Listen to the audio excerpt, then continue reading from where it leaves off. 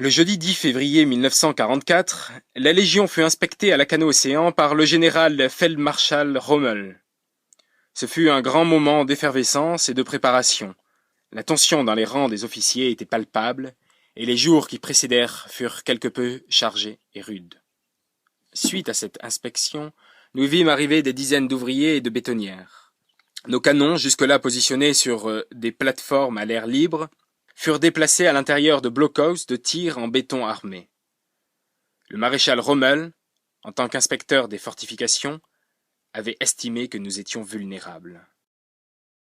Contre toute attente, Rommel fut d'une grande affabilité avec tous les soldats. Les officiers qui avaient été tellement inquiets à l'annonce de sa venue furent aussi surpris que nous de voir un homme souriant, serein presque.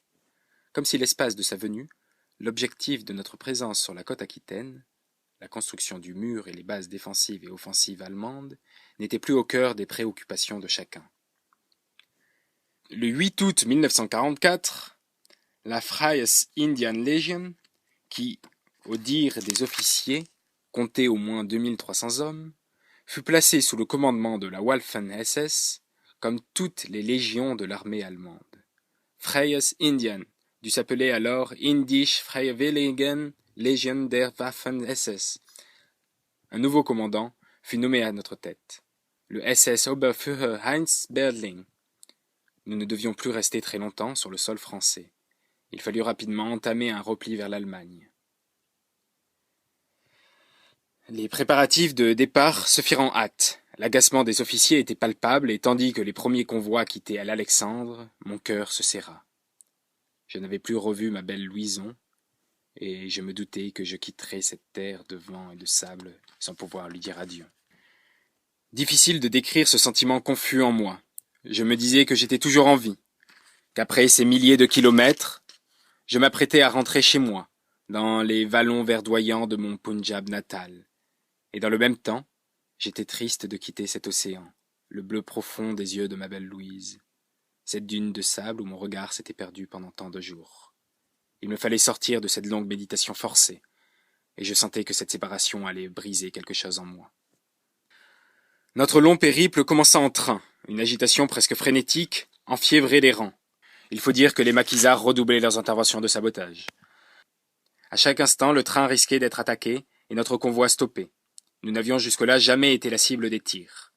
Nous étions désormais exposés au feu violent des FFI.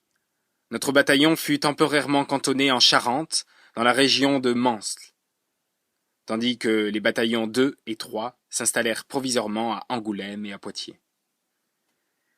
Plusieurs d'entre nous furent capturés par la résistance française et questionnés sans relâche. Mais qu'avait-il à dire? Que savions-nous réellement de notre présence sur la côte atlantique? Et comment faire comprendre à ces soldats, qui d'ailleurs ne portaient pas d'uniforme pour la plupart, que nous étions venus dans le but de libérer notre pays, l'Inde, du joug des Anglais? Qui aurait pu croire à une telle farce? Nous étions même plus sûrs d'y croire nous-mêmes. Nous fûmes finalement relâchés, et notre convoi reprit sa retraite vers l'Allemagne. À plusieurs reprises, notre légion affronta des forces ennemies que nous ne savions pas vraiment identifier, mais notre bravoure fut sans faille, pour ne pas dire exemplaire. Une fois parvenus en Allemagne, Hitler ordonna notre désarmement, puis la Suisse fut notre premier refuge. Malheureusement, beaucoup des nôtres furent faits prisonniers par des unités américaines et françaises. Je ne pense pas qu'ils purent s'en réchapper. Quant à la poignée d'hommes qui constituait désormais notre légion, elle fut remise aux mains des Britanniques. Dans un convoi interminable qui nous amenait vers le port le plus proche, je n'osais imaginer le sort qui m'attendait sur le sol qui m'avait vu naître.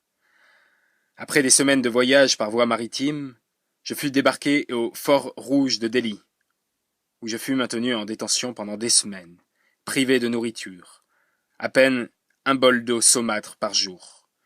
Je rêvais de l'eau fraîche de la citerne de l'Alexandre, de la lumière du soleil couchant, du miel couleur d'ambre de Louise et de son père, du vent doux et tiède de la dune. Et si je ne perdis pas totalement l'esprit dans la cellule sombre et étroite qui me servait de refuge face à la haine des soldats, ce fut grâce à cet horizon bleu infini que j'avais scruté pendant des heures et qui me permettait chaque jour de croire encore à la liberté. Je ne saurais jamais si les lèvres de ma belle Louise avaient le goût du miel, ni si ses cheveux avaient l'odeur des immortels de la dune, mais ses yeux couleur de ciel, après les pluies de la mousson, me donnèrent l'espoir de jours meilleurs. Je savais ce qui m'attendait, un jugement pour haute trahison. Et pourtant, mes prières furent entendues. Comme mes autres camarades d'infortune et de rêves brisés, je fus libéré en mai 1946 sous la pression de la population. Un grand merci à tous mes frères indiens.